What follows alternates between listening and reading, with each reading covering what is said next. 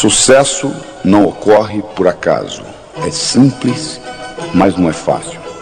O que eu vou discutir com você hoje é a diferença que faz a diferença entre um indivíduo bem-sucedido e um indivíduo que batalha e não consegue o que quer na vida. Para fazermos isso, eu vou começar definindo o que é sucesso. Sucesso é conseguir o que você quer, o que é diferente de felicidade. Felicidade é querer o que você conseguiu. Para você ser feliz, você não precisa de mais nada. É só aceitar o que você tem. Isso não lhe impede de continuar almejando outras coisas na vida.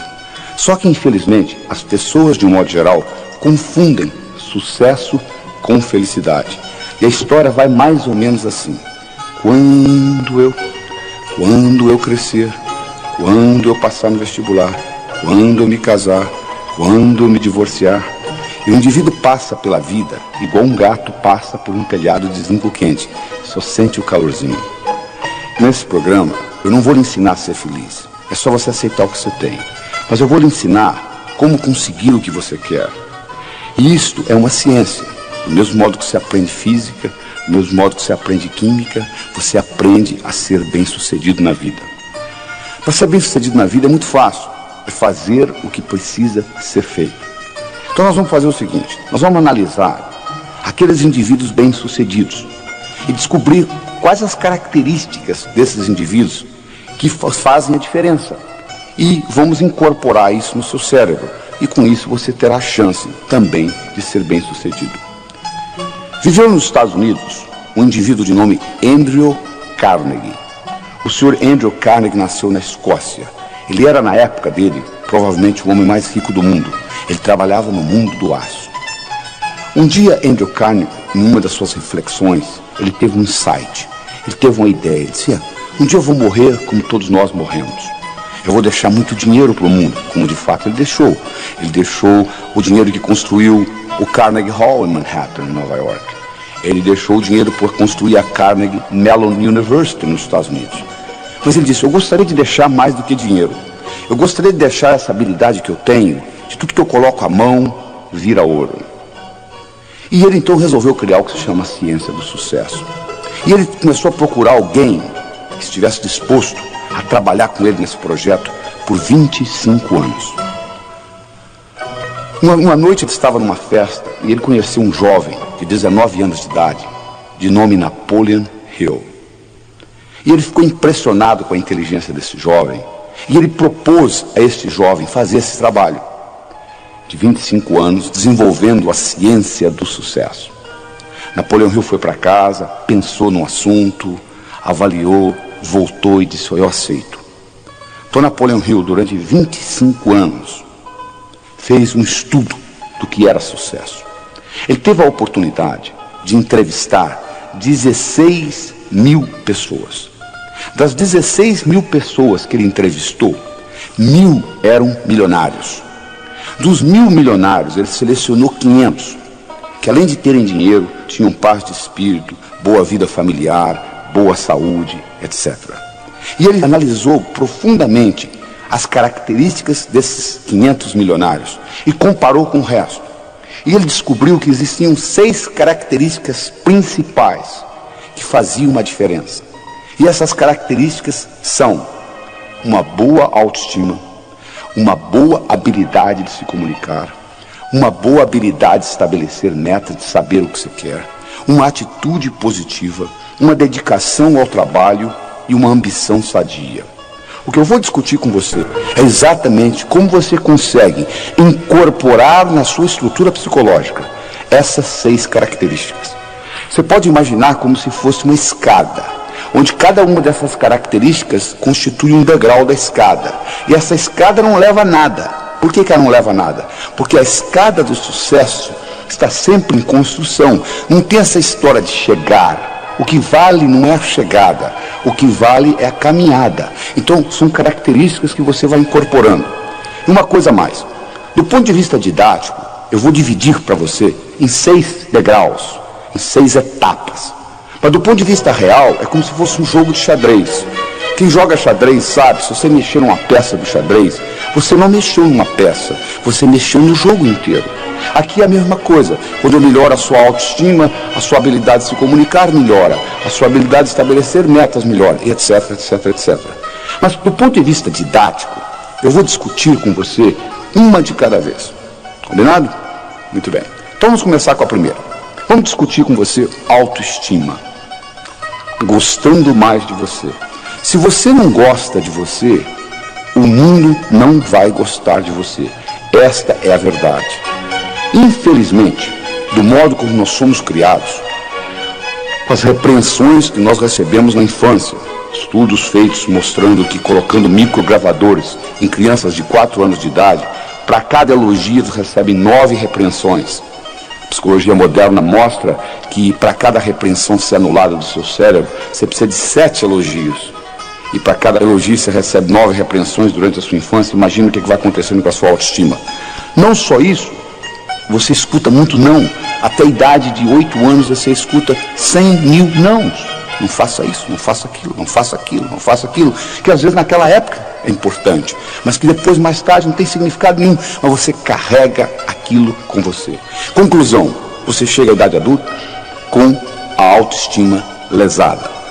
Como você tem que continuar vivendo, o que você faz?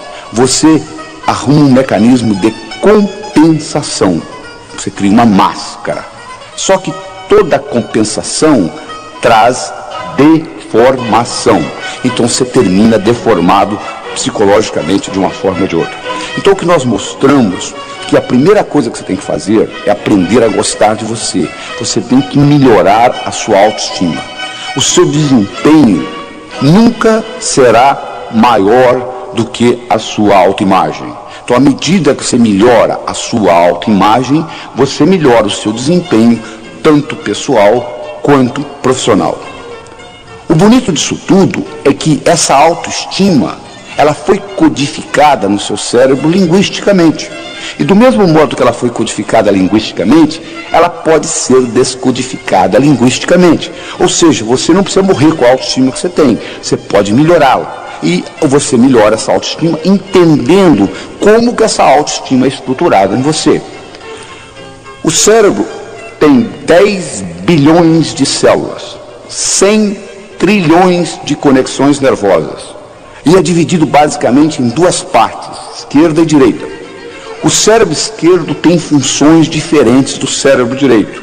E existe uma estrutura que liga um hemisfério ao outro. O que acontece é que os indivíduos, de um modo geral, costumam usar muito uma parte do cérebro sem usar a outra. E se você não tiver acesso ao seu hemisfério direito, vai ficar muito difícil você recodificar a sua autoestima, porque ela está ligada ao que nós chamamos na neuroanatomia de sistema límbico.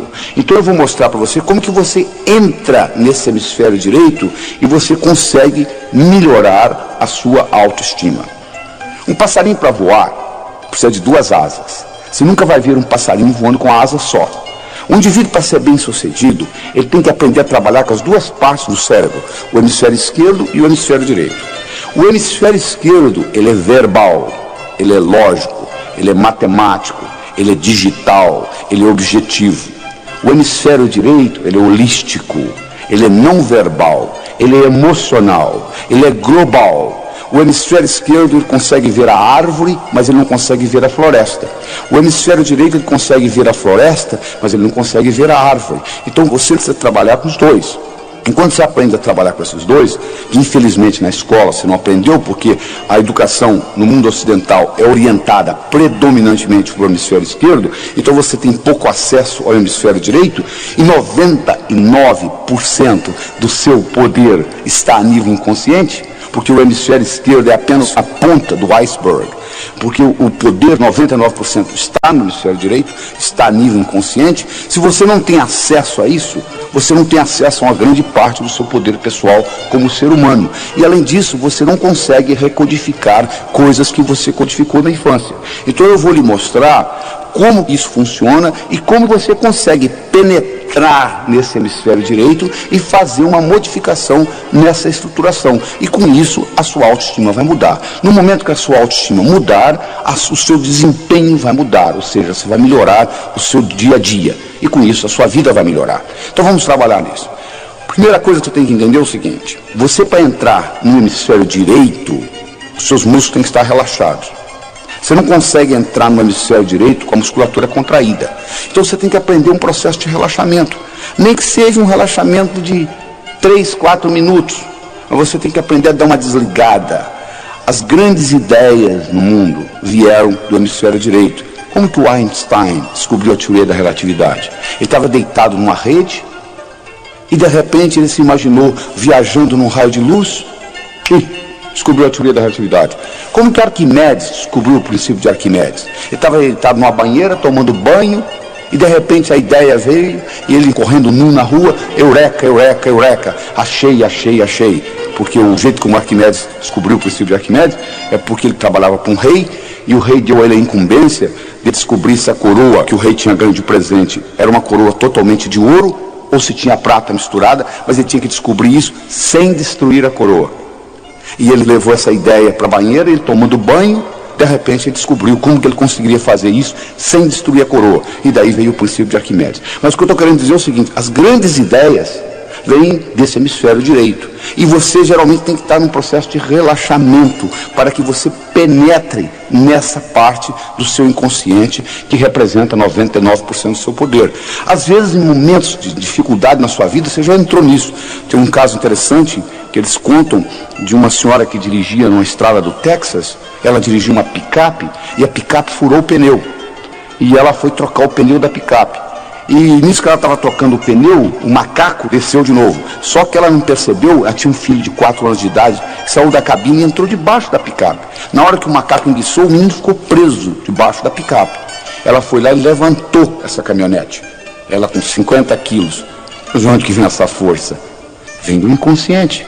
Do mesmo modo que essa força física foi gerada dessa parte do cérebro, nessa situação difícil, existe uma força mental também que vem do inconsciente, que você consegue despertá-la. Uma outra técnica importantíssima para você desenvolver a sua autoestima é a habilidade de visualização. Você ter essa habilidade de visualizar as coisas. Uma visualização bem feita, o cérebro não sabe se aquilo realmente aconteceu ou você só pensou. Eles fizeram um estudo na Universidade de Yale, no estado de Connecticut, nos Estados Unidos, onde eles pegaram um grupo de 30 estudantes, dividiram em 3 grupos, A, B, C, mas antes de dividir em grupos, eles pegaram os 30 estudantes, deram 10 balas, uma pistola para cada um, colocaram um alvo e cada um deu 10 tiros. E eles marcaram o placar. Depois, aleatoriamente, eles dividiram os estudantes em 3 grupos, A, B e C. O grupo A viria ali 5 vezes por semana, 20 minutos por dia, durante 6 semanas, praticando atirar no alvo. O grupo B faria a mesma coisa, ou seja, 5 vezes por semana, 20 minutos por dia, durante 6 semanas, com a finalidade de ficar ali imaginando que estava atirando, só imaginando, não tinha revólver na mão não. O terceiro grupo viria ali e ficaria ao mesmo tempo conversando, batendo papo. 6 semanas depois eles foram retestados. O grupo que usou o revólver para praticar melhorou no placar 83%. O grupo que só usou a imaginação melhorou 82%. O grupo que não usou nada, nem o revólver, nem a imaginação, não melhorou absolutamente nada. Provando que o revólver era nada mais, nada menos um instrumento para você imaginar, para você focalizar a sua mente. Olha o poder da visualização, é impressionante. E isso não é ensinado na escola. Você pode modificar muita coisa dentro de você à medida que você aprende a visualizar. O processo simples que eu ensino é o seguinte: você pega uma maçã na mão esquerda, uma laranja na mão direita, coloca na altura dos seus olhos, fecha os olhos e imagina a laranja e a maçã. Se você tem dificuldade, você abre os olhos, dá uma coladinha, torna a fechar, e com isso você vai começando a treinar, que é uma habilidade que você tem que treinar. A outra coisa importante para você desenvolver a sua autoestima é você sorrir. Existe uma conexão entre a musculatura da boca e o cérebro, e na hora que você sorri, se você estiver sorrindo mesmo forçado, libera um hormônio chamado beta-endorfina, e esse hormônio lhe faz bem. As pessoas que sorriem mais, de um modo geral, vivem mais. Você pode ir num lobby de um hotel, fica na saída de um elevador, quando sai um casal, por exemplo, você vai ver que o homem sai de cara feia, a mulher sai sorrindo. Você sabe que as mulheres vivem 8 anos e meio a mais do que os homens. Então, o sorriso é muito importante para facilitar a sua autoestima. Outra coisa importantíssima para desenvolver a sua autoestima é você entender que semelhante atrai semelhante. Se você abrir a torneira da sua cozinha, sai água. A água vai para o esgoto. O esgoto vai para o rio. O rio vai para o mar. Água vai para a água. Ódio vai para quem tem ódio. Amor vai para quem tem amor. Não é verdade? Sucesso vai para quem tem sucesso. Não é verdade? Sucesso vai para quem tem sucesso. Então é importante, de vez em quando, você parar e você começar a analisar o seguinte: quais foram os grandes sucessos que eu tive na minha vida? O que eu fiz até hoje de importante? E no momento que você começa a se concentrar naquilo que você fez de importante, você vai perceber o seguinte, que trazendo aquela imagem para o seu cérebro de sucesso, aquilo vai atrair mais sucesso. Interessante, né? Aquilo vai atrair mais sucesso. Semelhante atrai semelhante. Outra coisa importante para você desenvolver a sua autoestima é você ter essa habilidade de entender que falha faz parte do processo. Como é que você aprendeu a andar? Você levantou, caiu, levantou, caiu, levantou, caiu, até que um dia você andou, não é verdade? Então, tudo que você vai fazer na vida, entre a sua realidade e a sua visão, vai ter etapas. Essas etapas, às vezes você não vai fazê-las certas da primeira vez. Mas não existe o errado, existem etapas. Conta-se que uma vez um amigo do Thomas Edison estava conversando com ele e disse: Thomas, eu não entendo o que você faz. Você já testou 10.000 substâncias e elas não funcionaram para você criar essa lâmpada incandescente que você está criando. Por que você não desiste? Já errou 10.000 vezes. Thomas Edison: não, você está enganado, eu não errei 10.000 vezes. Eu excluí 10.000 coisas que não funcionam. Ou seja, eu usei isso como etapa. A outra coisa importante para você desenvolver a sua autoestima é você ter a habilidade de doar-se. Fazer coisa independente de dinheiro. Fazer coisa pelo prazer de fazê-la. É o seguinte: se você vive em terreiro de peru, não espere voar com águias. É verdade? Se você vive em terreiro de peru, não espere voar com águias. Se os seus amigos são amigos negativos, que puxam você para baixo, é muito difícil você deslanchar na vida.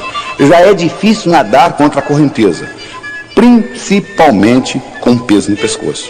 Então é importante você entender que você tem que procurar amizades de pessoas do seu nível ou melhor do que você. Porque você terá espelho, você terá pessoas para você modelar, imitar e, consequentemente, crescer. Se você se liga a indivíduos que estão pior do que você, o que vai acontecer é que vão puxar você para baixo. Então, se você vive em terreiro de peru, é muito difícil você aprender a voar com águias. E, finalmente, uma característica importante na autoestima são as suas qualidades. Você tem que sempre focalizar naquilo que você é bom e não naquilo que você é ruim. Se você tem 1,70 m, você nunca vai ser um excelente jogador de basquete. Por mais que você pratique, você pode praticar 24 horas por dia, 365 dias por ano. Você nunca vai ser um excelente jogador de basquete. Por quê? Sua altura, tendo 1,70 m, não é uma qualidade para jogar basquete. Você tem que procurar aquilo que você é bom e você capitaliza naquilo que você é bom. São Tomé dizia o seguinte: eu preciso ver para crer. Na minha opinião, São Tomé estava um pouquinho enganado. Eu acho que você precisa crer para ver. Tudo que aconteceu de importante no universo, todas as descobertas importantes, elas ocorreram antes de quem inventou vê-las. Ele viu primeiro na mente.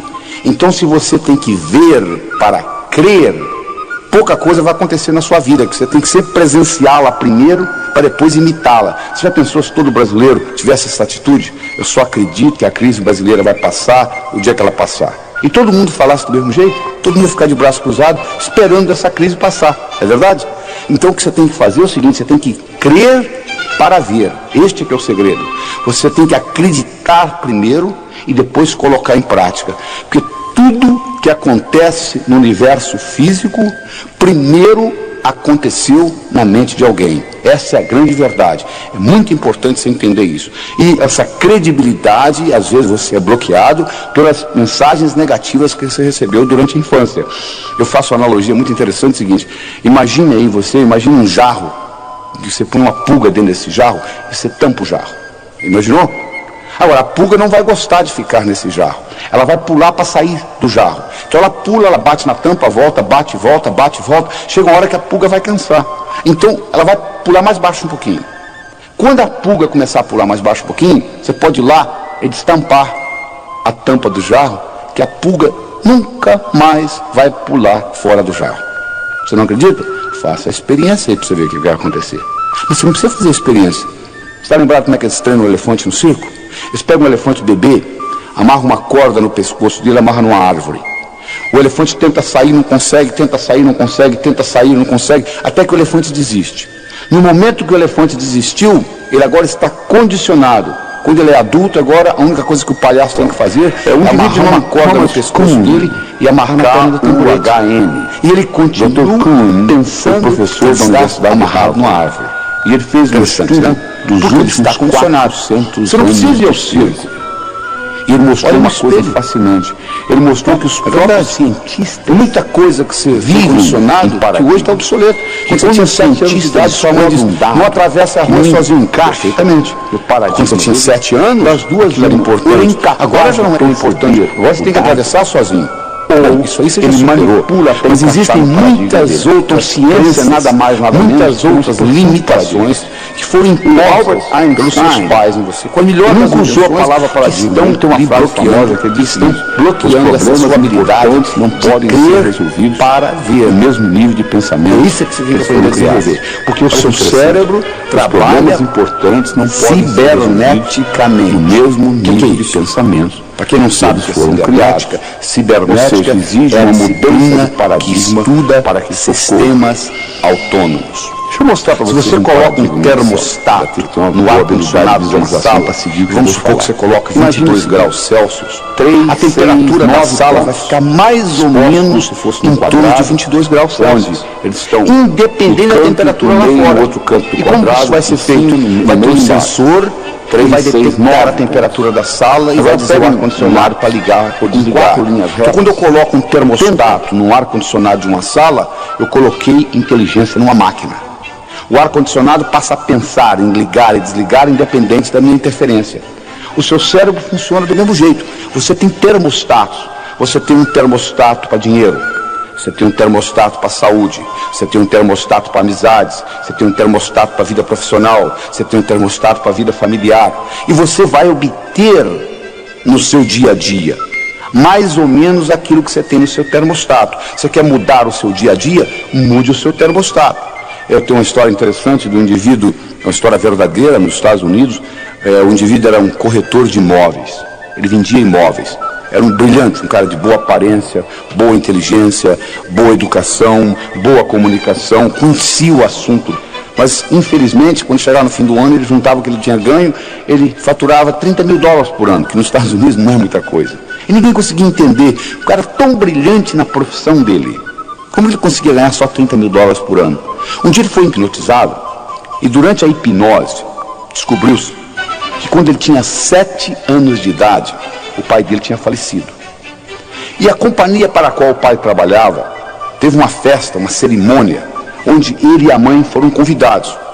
E nessa cerimônia, o presidente da companhia fez um discurso e homenageou o falecido pai dele, dizendo o quanto tinha sido trabalhador, honesto, dedicado. E chamou ele e a mãe ao palco e deu para eles um envelope.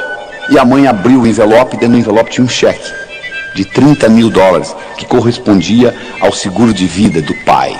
E aquele menino com 7 anos de idade, olhando aquilo, fez a seguinte decisão: um homem honesto, trabalhador, decidido, vale $30 mil por ano. Só que ele completou por ano. Agora, na idade adulta, ele agora trabalhando, ele faturava $30 mil por ano. Trazido de volta da hipnose. E usando essa tecnologia que eu estou discutindo aqui com vocês, ele reestruturou essa crença. Ele modificou essa percepção de realidade. No mês seguinte ele dobrou o que ganhava, no mês seguinte ele triplicou e assim por diante. Um ano depois, esse mesmo indivíduo faturava $1 milhão por ano, levantando a mesma hora que ele sempre levantou, indo dormir a mesma hora que ele sempre foi dormir, fazendo o que ele sabia fazer, vender imóveis. O que mudou? Nada. O que mudou foi o termostato dentro dele, ou seja, o termostato para dinheiro mudou na vida dele. Então é como se você tivesse com letras invisíveis escritas na sua testa o quanto você vale. Se está escrito aqui que você vale $10 mil na sua testa invisivelmente, o universo vai entregar $10 mil.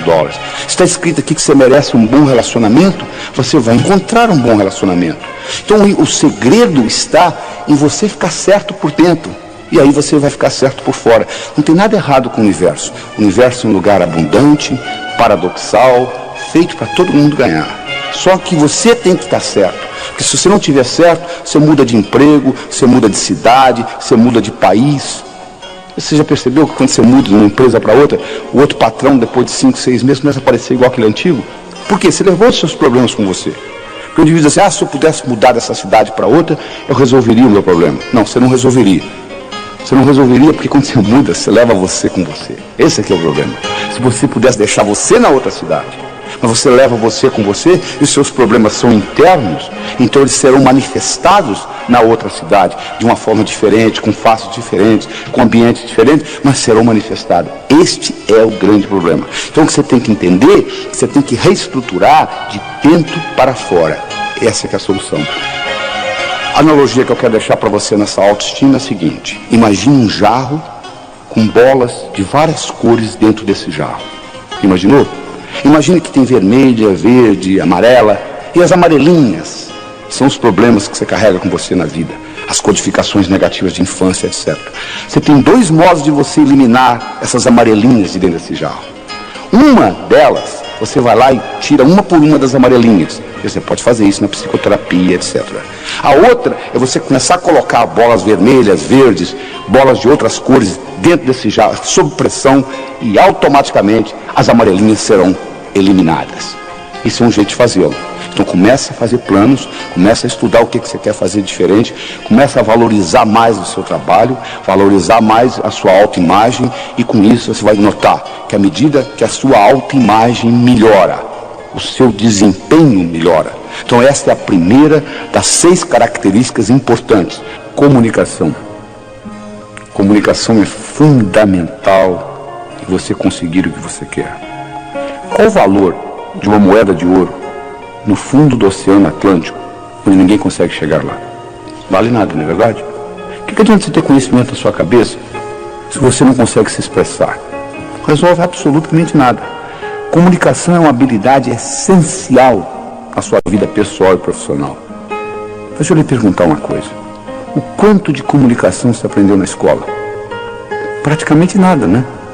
O que você sabe de comunicação, você aprendeu por autodidatismo ou por osmose. Ninguém nunca lhe ensinou como que o cérebro se comunica. Não é verdade? E é essencial para você entender isto. Então nós vamos discutir com você como que você consegue aumentar o que eu chamo a sua inteligência interpessoal. Como que você faz isso?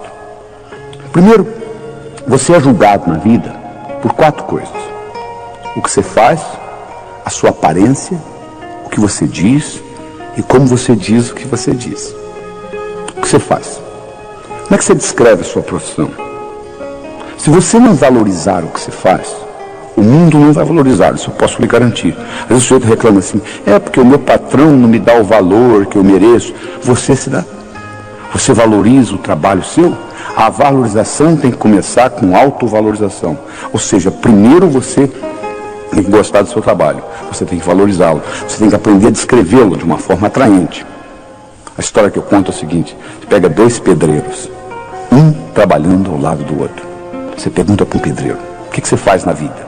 Ele diz, eu sou pedreiro, eu coloco um tijolo em cima do outro, um tijolo em cima do outro. Você pega outro indivíduo que também é pedreiro, que está sentado ao lado dele, e você pergunta, o que você faz na vida? Eu sou pedreiro, eu estou construindo a Catedral de Notre Dame, que vai ficar para a posteridade. Olha que interessante. Os 2 fazem a mesma coisa, colocam um tijolo em cima do outro. Um está vendo a profissão dele como colocar um tijolo em cima do outro. O outro tem uma perspectiva muito maior. Ele tem a sensação que ele está construindo uma coisa que vai ficar para a posteridade. Então a pergunta para você que eu tenho é o seguinte: o quanto que você valoriza o seu trabalho? Não interessa a sua profissão, o seu trabalho é importante. A segunda coisa que você vai ser julgado é pela sua aparência. Você já imaginou se você encontrasse um indivíduo, se fosse num curso, fazer um curso sobre sucesso, e você encontrasse lá um indivíduo de jeans furado no joelho, tênis desamarrado, camiseta, uma tatuagem no braço, mascando chiclete? Você diz, poxa, mas esse é um indivíduo que vai ensinar sucesso? A aparência é fundamental. Eu digo o seguinte: se você quiser servir o exército, não apareça lá com o uniforme da Marinha. Se você quer jogar no time do Flamengo, não entre em campo com a camisa do Fluminense. Ou seja, você tem que se vestir de acordo com a mensagem que você quer passar. Eles fizeram um estudo em Nova York, no metrô de Nova York, na época que o metrô era 75 centavos. Eles pegaram um estudante, colocaram 50 centavos na mão dele e disseram o seguinte: ó, você vai ficar aqui na porta do metrô e vai abordar as pessoas do seguinte modo. Você vai dizer assim: ó, esqueci minha carteira em casa e o metrô é 75 centavos, eu tenho 50. Dá para completar 25 para ir para casa? O estudante fez isso durante 1 hora. Ganhou $6. Nada mal, né? Na segunda hora eles colocaram uma gravata nele. Ele ganhou 18. 3 vezes mais. Os psicólogos fazendo o estudo pensaram: vai ver que, sabe o que aconteceu? Ele ganhou know-how, ele aprendeu como solicitar. Por isso que ele conseguiu mais na segunda hora do que na primeira. Aí o outro disse: não, mas deve ser por causa da gravata. Não é, vamos tirar a dúvida. No dia seguinte eles fizeram o inverso. A primeira hora o estudante ficou de gravata. A segunda hora ele ficou sem gravata. Aí na primeira hora ele ganhou 3 vezes mais do que a segunda. Além disto, não só ele ganhou mais, teve gente que deu dinheiro para ele para comprar o jornal, sem ele pedir. Olha que interessante. Isso é só para mostrar o valor da aparência. Por exemplo, nos Estados Unidos, mais do que no Brasil, o valor de você estar de gravata é importantíssimo. Então, se você quer servir exército, não apareça lá com o uniforme da Marinha. É importante você cuidar da sua aparência. Então, a primeira coisa que é importante é você saber descrever bem o que você faz, valorizar o seu trabalho. A segunda coisa importante é a sua aparência, quer dizer, você tem uma aparência que é agradável. A terceira coisa importante é o que você diz. É importante o que você diz, porque você vai expressar a sua inteligência. Se você não está certo de uma coisa, fique calado. Porque enquanto você estiver calado, eles não sabem se você é inteligente ou não. Mas no momento que você falar besteira, eles vão detectar imediatamente que você não é tão brilhante naquele assunto. Então, o que você não sabe, escute. Por isso nós temos 2 ouvidos e uma boca só. Porque nós somos construídos para escutar mais do que falar. E ainda tem mais. Toda vez que você fala, a sua pressão aumenta, sabia? Toda vez que você escuta, a sua pressão diminui. Então existe um reflexo cardiovascular entre você falar e ouvir. Quando você fala, a pressão sobe. Quando você escuta, a pressão desce. Então, escutando, não só você está fazendo bem para o seu corpo, porque você está com a pressão diminuída, como também você está aprendendo, um jeito de você aprender. E quarta característica, não só o que você fala, mas como você fala. Porque não é só o que eu falo que está sendo contado aqui, é como eu falo, que ênfase que eu dou às palavras, de que modo que eu coloco a energia, isso tudo conta. Vou provar isso para vocês. Escute essa frase. Eu não disse que ele roubou o dinheiro. Eu não disse que ele roubou o dinheiro. Quem foi que disse? Eu não disse que ele roubou o dinheiro. Como você se expressou? Eu não disse que ele roubou o dinheiro. Quem foi que roubou? Eu não disse que ele roubou o dinheiro. Como que ele conseguiu? Eu não disse que ele roubou o dinheiro. O que foi então que ele roubou? Olha só, a mesma frase tem 5 significados diferentes, dependendo de onde você coloca a ênfase. Não é verdade? Às vezes tem briga de marido e mulher, a mulher pergunta para o marido: bem, você está com raiva? Não! O que você acha? Não é só o que você diz que conta, mas como você diz. Então são essas 4 características importantes na sua comunicação. O modo que você expressa e valoriza a sua profissão, como é que você apresenta o que você faz, a sua aparência, o que você diz e como você diz. E como você diz tem muito a ver com o movimento dos olhos. Através do movimento dos olhos, você pode se tornar mais inteligente, mais criativo, melhorar a sua memória, melhorar a sua comunicação e até a sua vida sexual, através do movimento dos olhos. Você pode movimentar seus olhos em 9 posições diferentes. Você pode olhar para cima, para a esquerda, para o centro, para a direita. Você pode olhar na horizontal, para a esquerda, para o centro, para a direita. Você pode olhar para baixo, para a esquerda, para o centro, para a direita. Vou repetir aí, olha só. Você pode olhar para cima, para a esquerda, para o centro, para a direita. Você pode olhar na horizontal, para a esquerda, para o centro, para a direita. Você pode olhar para baixo, para a esquerda, para o centro, para a direita. De acordo com a posição do olho, você vai ativar áreas diferentes dentro do seu cérebro. Eu vou explicar isso melhor. O abecedário do pensamento tem 3 letras. O que é isso? É o seguinte: todo pensamento que você tem, por mais simples ou complexo que ele seja, ele pode ser desmembrado em 3 componentes, que eu chamo de letras do pensamento: imagem, som e sentimento. Vou provar isso para você. Recorde alguma coisa agradável que ocorreu no seu passado. Então, olha aí, veio uma imagem no seu cérebro, com ou sem sons, dependendo do que aconteceu lá, o barulho do mar, o vento, ou a música, ou alguém conversando, não é verdade? E a sensação é agradável, porque eu solicitei um evento agradável. Todo o pensamento, por mais simples ou complexo, você pode desmembrá-lo em imagem, som e sentimento. É assim que o cérebro trabalha. Ora, o interessante é que através do movimento dos olhos, você consegue perceber se a pessoa dentro do cérebro está trabalhando com imagem, com som ou com sentimento, naquele momento. Então, quando eu olho para os seus olhos, eu não sei o que você está pensando, mas eu sei como que você está pensando. Ou seja, com imagem, som ou sentimento. Olha que interessante. Se você olha para cima, você está trabalhando com imagens dentro do seu cérebro. Vou fazer um teste, olha só. Qual foi a cor da blusa ou da camisa que você usou antes de ontem? Tente recordar da cor da blusa ou da camisa que você usou antes de ontem. Você percebe, olha como é que seu olho subiu, olha aí, que interessante. Na hora que você faz essa pergunta para o seu cérebro, você percebe que seu olho sobe. Sobe por quê? Porque você vai ter acesso à cor da camisa através de imagem. Então o seu olho vai subir. Se o seu olho sobe para a esquerda, você está lembrando coisas que você já sabe. Se o seu olho sobe para a direita, você está criando coisas novas no seu cérebro. Presta atenção nisso que eu vou falar. Se você olha para baixo, para a esquerda, você está conversando com você mesmo. Essa voz aí que está, que voz? Essa que está perguntando que voz. Está aí atrás da cabeça fazendo comentários daquilo que eu vou falando.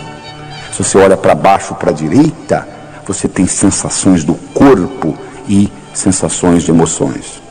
Então eu estou mostrando que através do movimento dos olhos, você consegue ter a melhor ideia do que está acontecendo dentro do cérebro. Ora, se eu estou conversando com você e eu percebo que seus olhos subiram, eu não sei o que você está pensando, mas eu sei como que você está pensando, usando imagens. Se agora eu uso a minha palavra para encaixar nisto, e eu falo assim: você está vendo o que eu estou falando? Quando eu coloquei a palavra vendo, e o seu canal visual está aberto, essa palavra encaixa direitinho. É a mesma coisa que está entrando raios de televisão onde você está, mas você não está conseguindo captá-los porque você não está com o receptor ligado. No momento que você ligar naquele canal, você pega. Ora, se eu encontrei o canal aberto e eu solto a palavra vendo, isso tem um impacto no seu cérebro muito maior que se eu tivesse soltado uma palavra auditiva. E a partir daí eu começo a me tornar um melhor comunicador. Mas o que eu quero mostrar aqui é que para você ser bem sucedido, você tem que melhorar a sua habilidade de se comunicar. E isso não foi ensinado na escola, entende? O que você aprendeu de comunicação, você aprendeu por intuição, por osmose, copiando os outros. Mas o que eu estou lhe mostrando aqui é que o cérebro tem um mecanismo de se comunicar. E no momento que você aprende isso, a sua habilidade, o seu poder pessoal aumenta e o que você tem para conseguir na vida muda. Então é muito importante você entender que comunicação é fundamental, é essencial. Eu vou repetir aquilo que eu falei no começo. Qual o valor de uma moeda de ouro no fundo do Oceano Atlântico, onde ninguém chega lá? Não adianta nada. Não adianta você ter conhecimentos brilhantes dentro do seu cérebro se você não consegue se comunicar com o mundo. Não é verdade? Então é isso que está aí. Então nós já discutimos 2 coisas. duas características que fazem a diferença, não é isso? Entre os indivíduos bem-sucedidos e aqueles que batalham, e não conseguem o que é na vida. Uma delas foi a autoestima, e eu mostrei para você que você pode mudá-la. E a segunda é a comunicação. Eu estou mostrando para você também que você pode mudá-la. Você não vai num berçário e diz aquele ali vai ser um bom comunicador, aquele não vai, aquele não vai. Comunicação é programação. Então nós estamos melhorando a programação e melhorando a comunicação das pessoas através desse processo. Vamos discutir uma terceira coisa. Metas. E como que nós transformamos sonhos em metas. Tem gente que nem sonha mais, já parou de sonhar. Tem gente que sonha a vida inteira. Mas como que você consegue transformar sonhos em metas? Agora deixa eu lhe perguntar uma coisa. O que você vai fazer com a sua vida daqui a 1 ano? Hein? Daqui 5 anos? Daqui 10 anos? Daqui 15 anos? Daqui 20 anos? Sabe o que você vai dizer para mim? Não tive tempo ainda de parar para pensar. Coisa mais importante que é a sua vida, você não teve tempo de planejar, né? É tão difícil você voltar você conseguir uma coisa que você não sabe o que é, como voltar de um lugar que você nunca foi. Não é verdade? Então a primeira coisa que você tem que entender é o seguinte: você tem que saber o que você quer. Você tem que saber transformar, você tem que sonhar, você tem que transformar seus sonhos em metas e você tem que implementar essas metas. Deixa eu contar para vocês o resultado de um estudo fascinante que foi feito na Universidade de Harvard. Em 1953, eles entrevistaram todos os formandos da Universidade de Harvard. Fizeram um questionário grande. O que você vai fazer depois de formado? Nos primeiros 6 meses, 1 ano, 5, 10, 15, 20. A maioria não tinha a menor ideia. Uma pequena minoria tinha uma ideia. Dessa pequena minoria, uma pequena minoria ainda menor, tinha por escrito. Em 1973, 20 anos depois, eles reentrevistaram esses estudantes. Sabe o que eles descobriram? Que aqueles 3% que tinham por escrito o que eles iam fazer nos próximos 6 meses, 1, 5, 10, 15, 20 anos, valiam mais financeiramente do que os 97% juntos. Além do mais, tinham melhor vida familiar, menor número de hospitalização, etc, etc, etc. Eles ficaram fascinados com o resultado e resolveram avaliar. Vai ver que esses indivíduos são mais inteligentes. Eles foram verificar o que era mesmo. Vai ver que vem de raça diferente. Não, não era diferente. Vai ver que é o background, de que família que veio. Não era. A única diferença que fazia a diferença é que aqueles indivíduos tinham por escrito o que eles iam fazer nos próximos 6 meses, 1, 5, 10, 15, 20. Você tem por escrito? Não, né? Pois é, deixa eu lhe ajudar nessa então, tá? Porque se você falhar em planejar, meu amigo, você está planejando em falhar. Tá bom? Então vamos discutir algumas das metas que você pode criar para você, tá bom? Você pode criar, por exemplo, uma meta física. É importante você ter um corpo sadio. Isso é fundamental na sua vida. Porque a mente não está só dentro do cérebro. A mente está no corpo inteiro. Não tem jeito de você ter uma mente sadia com um corpo doente. Então é importante você ter meta física. Mas tem gente que só tem meta física. Você vê um indivíduo que faz 8 horas de musculação e fica com um físico enorme andando na rua. E quando chega aos 50 anos entra em profunda depressão porque a musculatura começa a atrofiar. Ou seja, eles colocaram o ego todo no músculo. É importante você ter um corpo sadio, mas você não pode colocar todos os seus ovos na mesma cesta, porque alguém vem, carrega a cesta e leva. Então, é importante você ter meta física, claro que é, mas não é só meta física, você tem que concentrar. É importante você ter meta financeira? Claro, nós vivemos num mundo material. Dinheiro só não é importante para quem não precisa. Porque você precisando, ele é importante. É importante você ter dinheiro, porque aí você vai se preocupar com coisas mais importantes na vida. Mas enquanto você não tiver dinheiro, dinheiro vai ser uma coisa importante para você. É importante você ter meta financeira. Mas você percebeu que tem gente que só tem meta financeira? É capaz de matar os outros para ganhar dinheiro? Então, é um desequilíbrio. A terceira coisa importante é ter gente que só tem meta espiritual. É importante você ter meta espiritual? Claro que é. Nós vivemos num mundo material. Eu tenho pessoas que vêm aos meus cursos assim: doutor Laí, o senhor ensina viagem astral? Falo, meu amigo, você não aprendeu ainda a viver aqui, como é que você quer viajar? Primeiro aprenda a viver o que você vem fazer aqui. Quando depois da sua morte, você vai viajar astralmente, 24 horas por dia, tempo integral, poxa. Aprenda primeiro a viver o dia a dia. Aprenda a respeitar os outros. Aprenda a ter seu esquema. Aprenda a produzir. Aprenda a fazer as coisas com excelência, para você não ficar repetindo nada. Primeiro você aprende isto, depois você vai pensar em viajar astralmente. Porque você veio aqui para viver uma vida material também. Você não pode só ficar com metas espirituais. Tem gente que só tem meta social. Qual é a próxima festa que eu vou? Qual é a próxima festa? Qual é a próxima festa? É importante você ter uma vida social, mas se você fica só nisso que está aí, fica muito difícil. É importante você ter uma vida profissional, uma meta profissional. Fundamental. Mas se você só tem meta profissional, você infarta aos 40, não sabe por quê. Os seus filhos crescem, você nem tem oportunidade de brincar com eles. Então você tem que equilibrar tudo isso. É importante você ter uma meta familiar. Nossos filhos são muito importantes. Tão importantes quanto a gente. Nem mais, nem menos. Importante você entender isso. Nos Estados Unidos existe uma síndrome chamada Síndrome do Ninho Vazio. O que é isso? É a mãe de família que se dedica a vida inteira aos filhos. Faz mais nada, só se dedicando aos filhos. Os filhos crescem, vão embora como nós fomos, e elas entram em profunda depressão. Por quê? Colocaram todos os ovos na mesma cesta. A cesta foi embora. É importante você ter uma meta familiar?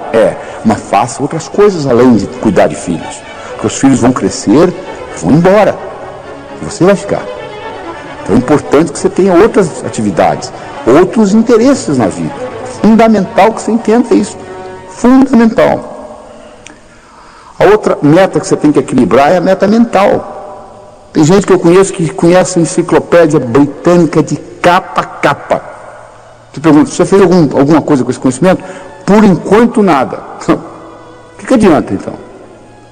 Sir Francis Bacon dizia, conhecimento é poder. Na minha opinião, ele estava enganado. Conhecimento é poder em potencial. Conhecimento só se torna poder quando passa do campo do pensar para o campo do agir. É importante você ter meta mental? Mas só planejar não adianta. Você tem que colocar em prática. E para colocar em prática, um dos grandes segredos é o seguinte: como que eu transformo um sonho numa meta? Você, para transformar um sonho numa meta, a primeira coisa que você tem que fazer é colocar uma data. Tudo aquilo que você coloca na categoria de algum dia não vai acontecer. Aquele livro que você comprou há 4 anos atrás, que está lá na sua prateleira empoeirado, você diz assim, algum dia eu vou lê-lo. Você percebeu que você nunca achou tempo para lê-lo? Por quê? Você colocou na categoria de algum dia. O seu cérebro diz, tá bom, o dia que algum dia chegar, a gente lê. A gente vai ler. Mas acontece que não existe algum dia no calendário. Você quer que uma coisa ocorra na sua vida? Coloca uma data. Coloca uma data, porque na hora que você falasse assim, até o fim da semana que vem, eu vou ler esse livro. O seu cérebro acharia tempo para ler o livro. Como você colocou na categoria de algum dia, não vai acontecer. Tem gente que diz assim, pois é, algum dia eu vou abrir a minha própria empresa. Coloque uma data. Coloque uma data nisso. Eu me lembro, em 1980, eu era diretor executivo da Ciba Geigy nos Estados Unidos. Em 1989, eu resolvi sair da companhia. Eu decidi que eu ia sair da companhia no dia 31 de dezembro de 1989. Dia 6 de julho, que era dia do meu aniversário, de 89, eu declarei internacionalmente para todas as companhias que eu viajava no mundo inteiro pela Ciba Geigy, eu declarei o seguinte, no dia 31 de dezembro estarei saindo da companhia. E espalhei para todo mundo, não tem jeito. Quando chegou dia 31 de dezembro eu não tinha escolha, eu tinha que sair mesmo, porque senão minha moral ia ficar muito baixa, porque eu tinha falado para todo mundo que eu ia sair. Eu determinei uma data, saí no dia 31 e criei minha própria companhia. Se eu tivesse dito, algum dia eu vou sair da companhia, eu estaria até hoje trabalhando para eles. Então é importante você aprender a transformar os seus sonhos em metas. Deixa eu lhe dar outras características importantes com relação a metas. Primeiro, meu amigo, a meta tem que ser sua. Por que você está estudando medicina? Porque o papai gosta. Então manda seu pai fazer o vestibular de medicina se ele gosta tanto. Você tem que fazer uma coisa que seja sua. Entende? Você goste. A segunda coisa, você tem que estar comprometido, não é envolvido não, é comprometido. As pessoas chegam para mim e dizem assim, como é que faz para você ter sucesso como o senhor tem? Eu falo, sucesso é muito fácil, é só fazer o que precisa ser feito. É que as pessoas não estão dispostas a fazer o que precisa ser feito. Aí não acontece nada. Nada ocorre na sua vida sem a sua participação. É muito fácil ser bem sucedido na vida, é só fazer o que precisa ser feito. Você tem que estar comprometido. Existe uma grande diferença entre comprometimento e envolvimento. Hoje de manhã, no café da manhã, eu tive presunto com ovos. A galinha que botou os ovos estava envolvida no meu café da manhã. O porco estava comprometido. Ele deu a vida pelo presunto. Vocês entenderam a diferença? Ou seja, quando você está comprometido com a sua meta, você sabe o que vai acontecer. Não interessa os obstáculos, você vai vencê-los. Sua meta tem que ser grande, meu amigo. Você tem que mirar na lua. Porque se você errar, você vai estar entre as estrelas. Faça metas grandes. Quando você contar para os seus amigos, eles não acreditam. E tá bom. Quando eu mudei para os Estados Unidos em 1976, falei para um amigo meu, em 3 anos eu vou ensinar cardiologia para americano. Ele riu de mim e disse, como é que pode? Você está vindo lá do Brasil, vai ensinar cardiologia para americano? Sabe quanto tempo levou? 8 meses. Eu dei a minha primeira apresentação em Washington, D.C. para 400 cardiologistas. Quando eu contei para o meu amigo que eu ia ensinar cardiologia para americano, ele riu, eu sabia que o tamanho estava bom, não precisava aumentar. Se ele acreditasse, eu teria que aumentar. Você tem que fazer a meta grande. Como eu disse, você tem que mirar na lua, porque se você errar, você ainda vai estar entre as estrelas. Você tem que fazer metas a longo prazo, 5, 10, 15, 20 anos. Porque se você fizer meta a longo prazo, seu chefe lhe der uma bronca amanhã de manhã, não vai estragar seu dia. Você diz, não, estou interessado para frente. Isso aqui é apenas uma etapa para chegar lá. Então é importante você entender essa característica. Você tem que planejar.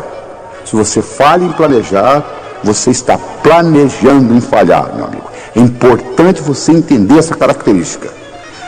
Você tem que ter atividades diárias. Você diz assim, eu quero ser milionário em 5 anos.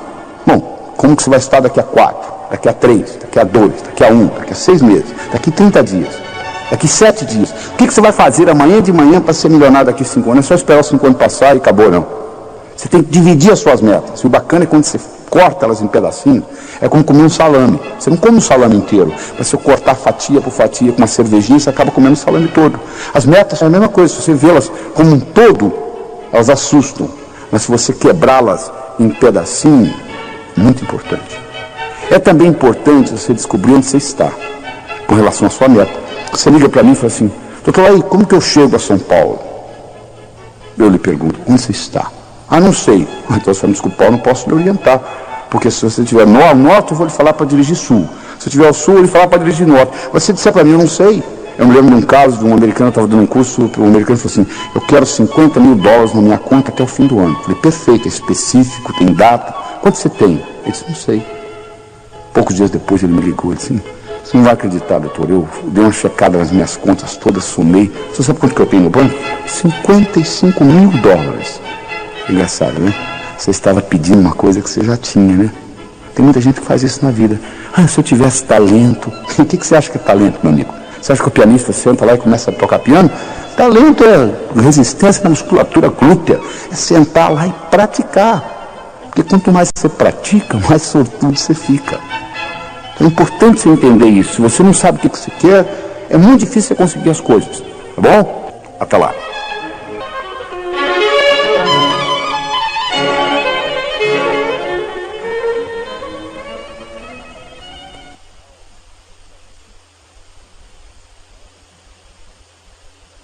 Agora vamos discutir a quarta característica do que Napoleão Hill encontrou naqueles 500 milionários.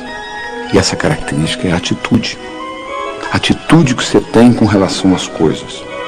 Se eu lhe apresento um copo pela metade de água, você pode vê-lo metade cheio ou metade vazio. O copo está pela metade.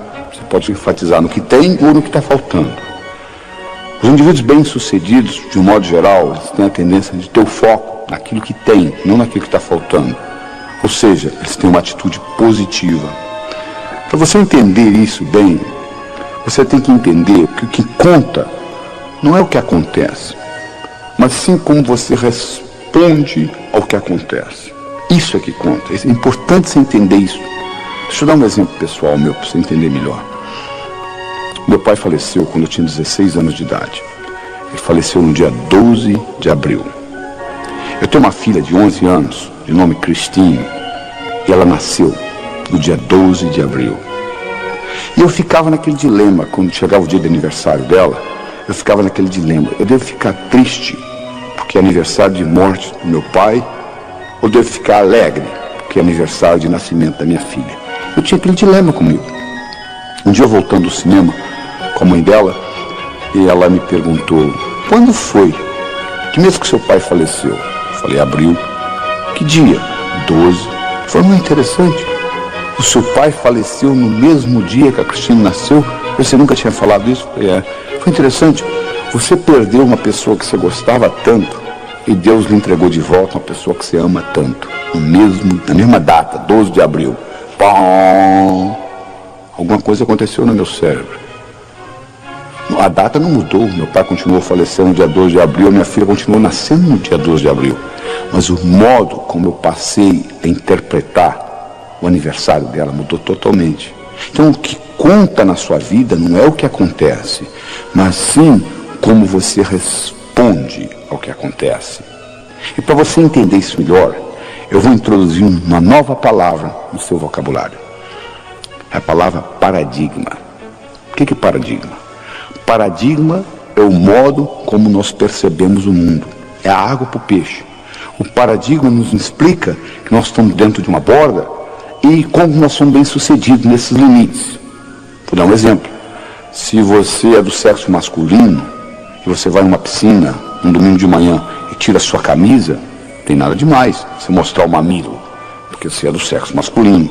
Mas uma pessoa do sexo feminino e você vai numa piscina no domingo de manhã, você tira o sutiã e fica topless, vai ser um absurdo. Como que pode? Mas qual é o problema? Por que o mamilo masculino pode ser mostrado e o mamilo feminino não pode? Se você vai na floresta amazônica, uma índia daquela está com o mamilo de fora, nem sabe o que é isso. É o paradigma. Nesse paradigma que nós vivemos, o mamilo feminino é para ser guardado e o mamilo masculino pode ser mostrado na piscina. Isso é puramente um paradigma. Eu me lembro quando eu trabalhava no hospital de Methodist em Houston, eu atendi uma princesa da Arábia Saudita, ela tinha uma cardiopatia congênita, eu fui médico dela por várias semanas, e durante todas essas semanas, ela não me permitiu ver o rosto dela, ela ficava com o rosto tampado. Por quê? Lá no país dela, o paradigma é cobrir a face. Isso é que é importante, porque era o paradigma, então ela não mostrava. Então você tem que entender o seguinte, que você vive por normas, regras, atitudes, e que essas normas, essas regras podem ser mudadas. E no momento que você muda o paradigma, você muda o significado da coisa. E outras coisas acontecem. Se você pegar um peixe que nunca saiu da água, o peixe ele não sabe que tem água. Ele não sabe o que é não ser água. Porque ele sempre viveu na água. Então um peixe na água que nunca saiu da água não sabe que tem água. Ele vive na água, então faz parte dele. Nós vivemos em paradigmas. Se você vai, por exemplo, no Alasca, um esquimó visitando o outro, na primeira noite, ele oferece a mulher dele para o amigo que vem visitá-lo, para o anfitrião. Você vai na Arábia Saudita, uma mulher casada não pode olhar para o olho de outro homem, porque é adultério. Onde está certo? No Alasca ou na Arábia Saudita? Depende do paradigma. O que não dá certo é você sair do Alasca e querer usar esse paradigma na Arábia Saudita. Eles vão lhe cortar a mão e outras coisas. Então, o importante é você entender que você vive a sua vida em paradigmas. E quando um novo paradigma é apresentado, uma nova ideia é apresentada, ela primeiro aparece como ridícula. Isso é besteira, isso é coisa de louco. Você imaginou, por exemplo, quando a máquina de escrever apareceu? A secretária que era boa para escrever rapidamente, fazia a taquigrafia, ela dizia para o patrão: mas que besteira, olha aí, para saber que máquina, olha como que eu faço isso rápido. Bom, a máquina foi evoluindo, passou na frente dela. Quando o Henry Ford lançou nos Estados Unidos o modelo T, aquele carrinho pretinho, os indivíduos que tinham carruagens, eles olhavam aquilo e diziam: não sei porque esse pessoal compra esses carros, olha aí, olha que coisa, a velocidade que isso anda aqui. Eu na minha carruagem, eu ando muito mais rápido. Olha, no começo era assim. À medida que o tempo foi passando, a velocidade do carro foi aumentando, chega um ponto que não dava mais. Não é verdade? Pois é, então isso é uma mudança de paradigma. Você tem que levar isso em consideração.